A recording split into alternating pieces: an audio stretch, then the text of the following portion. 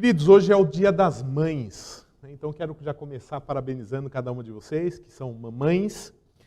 E o papel de mãe é um dos papéis mais intensos que uma mulher pode exercer.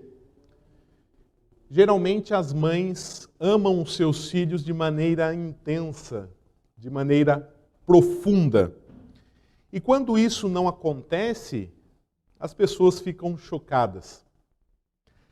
Casos de mães que maltratam os seus filhos revoltam as pessoas porque isso não é comum.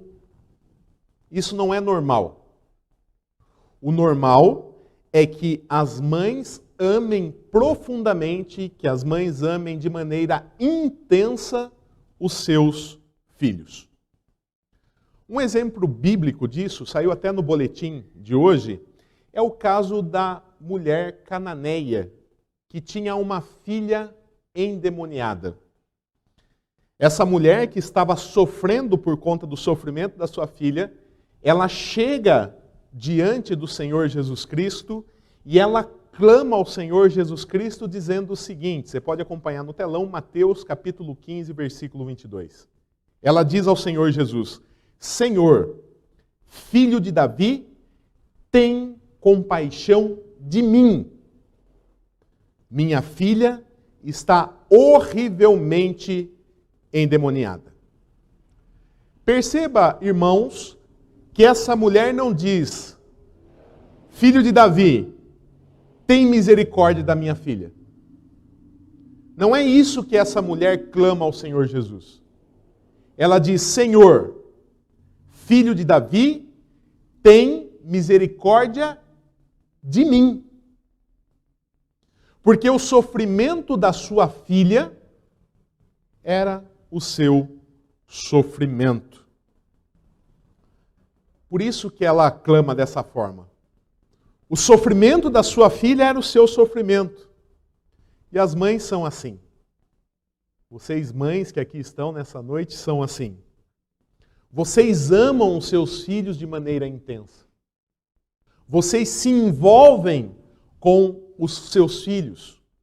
O sofrimento do filho de vocês são o sofrimento de vocês. Se você fazer uma análise, né, você que é mamãe, das grandes aflições que você passa na sua vida, você vai perceber que a maioria delas é o sofrimento do filho de vocês. Não é verdade? Porque as mães, elas se envolvem, elas geralmente amam os seus filhos. E hoje nós vamos estudar a história de uma mãe que estava sofrendo muito por conta do seu filho. E nós aprenderemos com essa história que Jesus Cristo é o Deus que tem misericórdia, é o Deus que se compadece. Bom, a mãe da nossa história, irmãos, já tinha passado por um momento bastante difícil. Ela já havia perdido o seu esposo. O seu marido havia falecido. Mas o texto diz que essa mãe, que já tinha perdido o seu esposo, ela tinha um filho. Detalhe, um único filho. Essa mulher só tinha um filho. E esse filho era a sua esperança. Por que esse filho era a sua esperança? Porque naquela época não havia o sistema de previdência social. Os pais, quando ficavam velhos, eram sustentados pelos seus filhos. Ou seja, os filhos tinham que trabalhar para, além de sustentar ele e a sua casa, eles tinham que sustentar os seus pais. Ou seja, esse filho era a esperança dessa viúva e ela só tinha um filho. Mas de repente, irmãos, mais uma vez, a morte bate na porta dessa família. E quem foi recolhido dessa vez, quem teve um encontro com a morte dessa vez, é o filho único dessa viúva. aquele que era responsável por sustentar essa viúva a partir da morte do seu pai.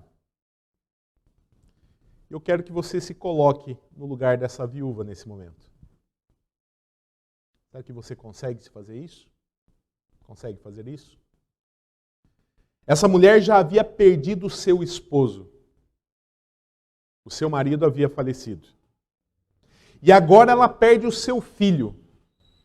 O seu único filho. Aquele que era responsável por sustentá-la na velhice.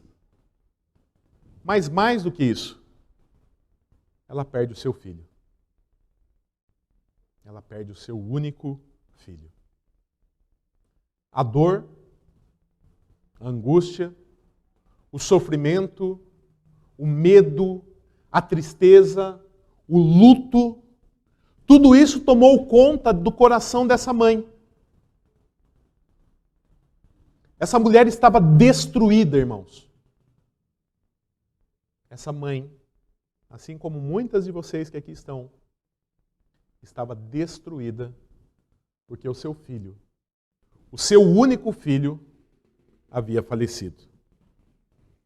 Mas o texto mostra para nós que o Senhor Jesus Cristo estava se aproximando. Jesus estava se aproximando. Veja na sua Bíblia o versículo 11.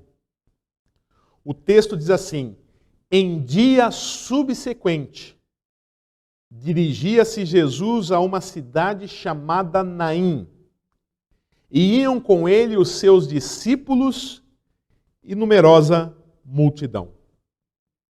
O versículo 11 mostra para nós que o Senhor Jesus Cristo, ele estava se aproximando de uma cidade chamada Naim, aonde essa viúva vivia. E o texto diz que Jesus não estava sozinho. Ele estava acompanhado dos seus discípulos e de uma numerosa multidão. Lucas usa aqui a expressão numerosa multidão porque ele quer enfatizar a grande quantidade de pessoas que acompanhavam o Senhor Jesus Cristo. Por conta dos ensinamentos do Senhor Jesus Cristo, por conta dos seus sinais, por conta dos milagres que ele realizava, o Senhor Jesus Cristo ficou famoso e ele sempre estava cercado de grandes multidões, de muitas pessoas. E esse é o caso. Jesus está chegando na cidade de Naum com seus discípulos e com essa numerosa multidão. Mas antes de Jesus, seus discípulos e essa numerosa multidão chegarem à cidade de Naim, eles se deparam com uma outra grande multidão. Veja aí o versículo 12. A palavra do Senhor diz assim no verso 12: como se aproximasse da porta da cidade, eis que saía o enterro do filho único de uma viúva, e grande multidão da cidade ia com ela. Então veja que interessante. A numerosa multidão que acompanhava o Senhor Jesus Cristo se encontra com a grande multidão que cortejava, que acompanhava o cortejo fúnebre do filho da viúva que havia falecido. E essa grande multidão que acompanhava o cortejo fúnebre, ela estava extremamente comovida. Ela estava emocionada. Isso porque a situação de fato era muito triste, irmãos. Primeiro porque tratava-se da morte de um jovem. Aos olhos das pessoas, aquele rapaz ainda tinha muito tempo de vida. E quando a morte já gera comoção, mas a morte de jovens, adolescentes e crianças, ainda mais. Nós acompanhamos na semana passada, até já citei isso na semana passada, a morte do menino Renan. Cheio de vida, e foi brutalmente assassinado. E esse caso chocou o país. E por que chocou o país? Porque é a morte de um jovem. Um rapaz que tinha, aos nossos olhos, muito tempo de vida ainda. Mas esse caso também era muito... gerava muita comoção. Em segundo lugar, porque era a morte de um filho único. Essa mulher não tinha outro filho. Esse era o único filho dessa viúva e ela não poderia ter outros filhos. E por fim, como eu já disse, esse rapaz era a esperança dessa mulher na velhice. Então esse pacote de situações fazia com que as pessoas estivessem de fato muito comovidas, muito entristecidas. É um caso que chocou a cidade, tanto é que numerosa multidão, uma grande multidão, estava acompanhando o cortejo fúnebre desse rapaz. E a partir daqui, irmãos, eu disse que nós vamos aprender com esse texto que Jesus Cristo é o Deus que se compadece. E nós vamos ver isso em 3 momentos no texto. Primeiro, quando Jesus distingue a viúva no meio da multidão. Veja o que diz o versículo 13, acompanhe na sua Bíblia.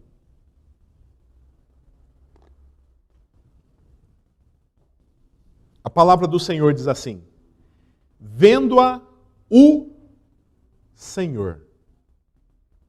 Vendo-a o Senhor. E esse olhar, irmãos, não é um olhar comum. Esse olhar é um olhar que distinguiu essa mulher que estava sofrendo, que estava comovida no meio daquela grande multidão. Esse olhar é o olhar de Deus. Note que o evangelista, inclusive, ele acrescenta o título Senhor ao Senhor Jesus. Ele diz, vendo-a o Senhor. O Senhor. E na presente situação, nessa situação extremamente comovente, nessa situação extremamente triste, de fato Jesus revela ser o Senhor, inclusive o Senhor sobre a morte. Ele chega nessa grande multidão, ele olha para essa grande multidão e ele, por ser Deus, ele distingue essa mulher no meio da multidão. Isso porque ele é Deus, o Deus que vê. Acompanhe comigo o Salmo 33, verso 13 e 15, ali no telão.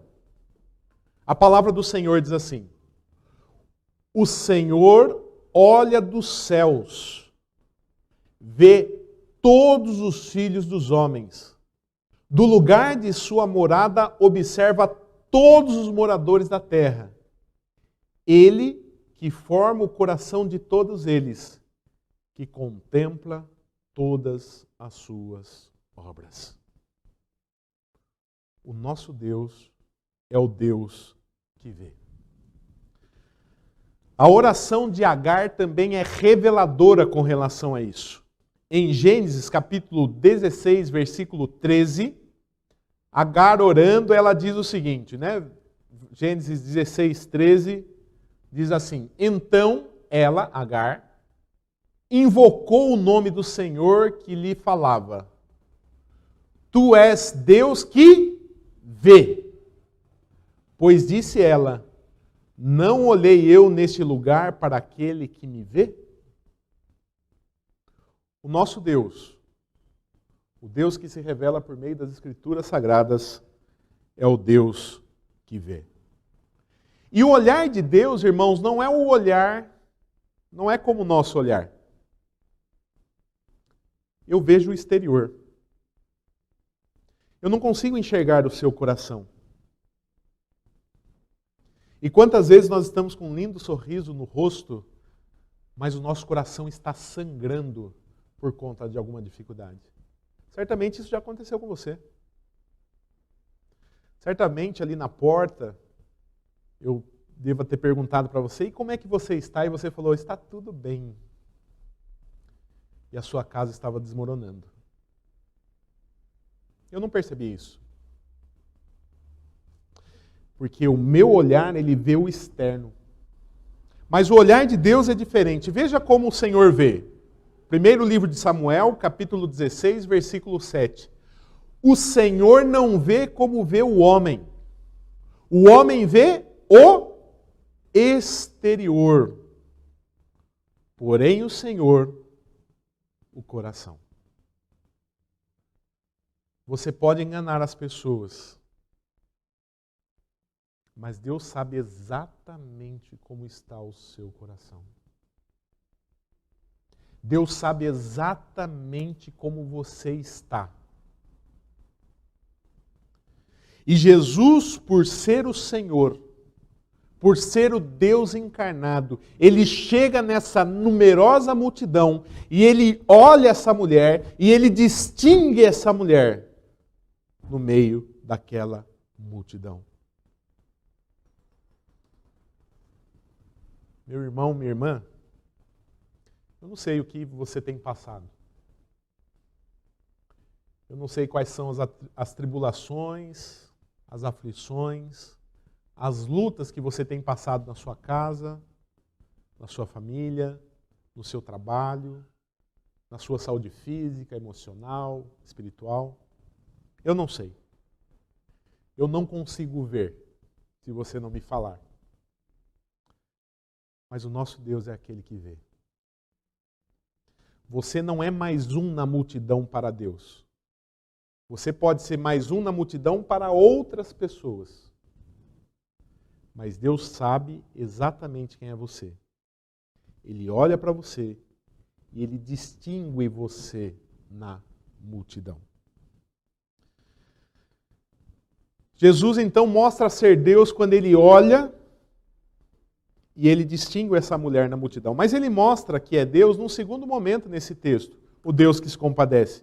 Quando ele se compadece da viúva. Veja aí o versículo 13. Vendo o Senhor, se compadeceu dela. E como eu disse, irmãos, essa mulher estava passando por um momento extremamente difícil. Ela já havia ficado viúva, ela já havia perdido o seu esposo, e isso era terrível para ela. E agora ela perde o seu filho, o seu único filho. Aquele que era responsável por sustentá-la na velhice.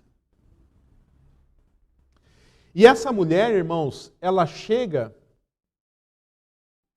ou o Senhor chega nesse local, e essa mulher não pede nada para o Senhor Jesus. Ela não clama para o Senhor Jesus como fez a mulher cananeia, que chega a Jesus e diz: Senhor, filho de Davi, tem misericórdia de mim. Ela não fala isso para o Senhor Jesus. Por quê? Porque para ela não havia mais esperança. O seu filho estava morto. Já não havia mais vida naquele rapaz. Mas o texto diz que Jesus viu essa mulher na multidão, distinguiu essa mulher na multidão, e Jesus se compadeceu. Ele sentiu a dor dessa mulher, ele se colocou no lugar dessa mulher. Muitas vezes nós não fazemos isso. Nós vemos as pessoas,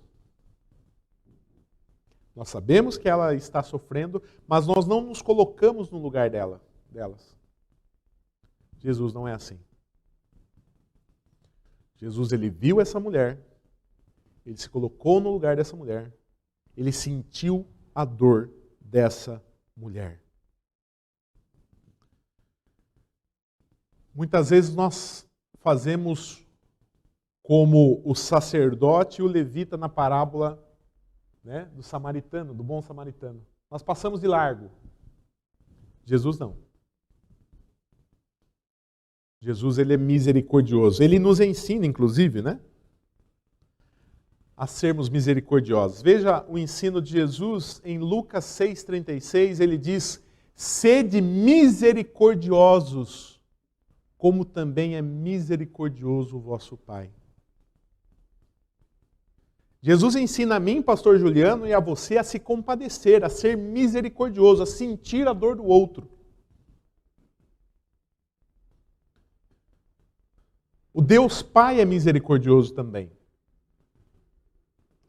O Salmo 103, versículo 13, ele diz assim: como um pai se compadece dos seus filhos. E hoje eu estava comentando isso com uma pessoa que esse texto faz todo sentido para mim hoje. Porque eu sou pai. Como um pai se compadece de seus filhos, assim o Senhor se compadece dos que o temem, pois Ele conhece a nossa estrutura e sabe que somos pó. Então o Senhor Jesus nos ensina a ser misericordiosos. O Deus que nós amamos, que servimos, que estamos adorando nesse momento, Ele é misericordioso. E uma das características do nosso Senhor Jesus Cristo é a compaixão, é a misericórdia. Veja o que diz Mateus capítulo 9, versículo 35 e 36. A palavra do Senhor diz assim: e percorria Jesus todas as cidades e povoados, ensinando nas sinagogas, pregando o evangelho do reino e curando toda sorte de doenças e enfermidades. Então nós vemos Jesus percorrendo os lugares, pregando, curando, não é? E olha o versículo 36, que interessante. Vendo ele, Jesus, as multidões, compadeceu-se delas, porque estavam aflitas e exaustas como ovelhas que não têm pastor. O Deus Pai é misericordioso, o Senhor Jesus nos ensina a ser misericordiosos, e o próprio Jesus era misericordioso, como a palavra de Deus nos ensina. E Jesus, por ser o Deus encarnado, ele se compadeceu dessa mulher. E o versículo 13 diz: vendo-a, o Senhor se compadeceu dela. E lhe disse, o que ele disse? Não chores. Você já falou isso para uma mãe lutada? No velório do filho dela? Não chores. Isso não faz sentido, irmãos. Isso não faz sentido. Não se diz a uma mãe viúva que acaba de perder o seu filho, no cortejo fúnebre do seu filho, não se fala não chores. A não ser que você seja Deus.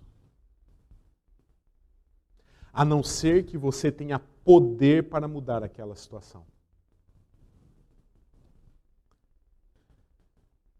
E, a partir daqui,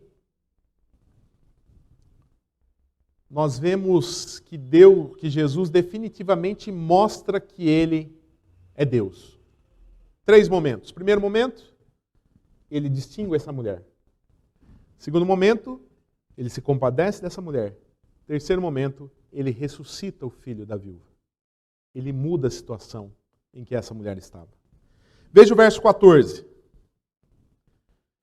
Chegando-se, tomou a esquife e parando os que a conduziam, disse: jovem, eu te mando, levanta-te.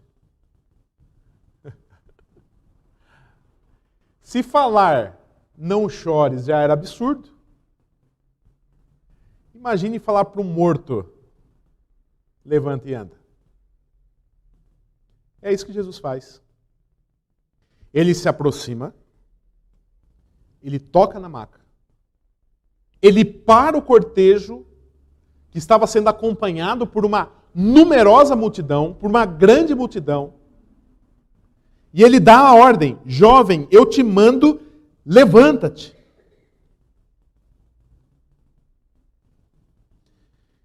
E veja o que diz o versículo 15. Sentou-se o que estivera morto, e passou a falar. E Jesus o restituiu à sua mãe. Sentou-se o que estivera morto e passou a falar. Aquele que estava morto passou a falar. E Jesus o restituiu à sua mãe. O jovem não só ouviu a ordem de Jesus, mas ele obedeceu a ordem de Jesus. Ele se assenta e ele começa a falar. E sabe por que ele obedeceu a Jesus? Porque Jesus é Deus. Veja o que diz Deuteronômio, capítulo 32, verso 39. Vamos ler todos juntos? Vede agora que eu sou, eu somente, e mais nenhum Deus além de mim. Eu mato e eu faço viver. Vede agora que eu sou, eu somente, e mais nenhum Deus além de mim. Eu mato, e eu faço viver. E quando o Senhor Jesus Cristo ressuscita esse homem, sabe o que ele está dizendo? Eu sou Deus. Eu sou Deus. Porque somente Deus tem poder para ressuscitar mortos. O verso 16 diz: todos ficaram possuídos de temor e glorificaram a Deus, dizendo: grande profeta se levantou entre nós e Deus visitou o seu povo. Não poderia ser diferente, né, irmãos? As pessoas começam a glorificar a Deus pelos milagres, pelo milagre que eles haviam acabado de contemplar. E o verso 17 diz: esta notícia a respeito dele divulgou-se por toda a Judéia e por toda a circunvizinhança. Então, essa notícia desse milagre extraordinário começa a se espalhar naquele momento, naquela região, e chega hoje a Indaiatuba, inclusive.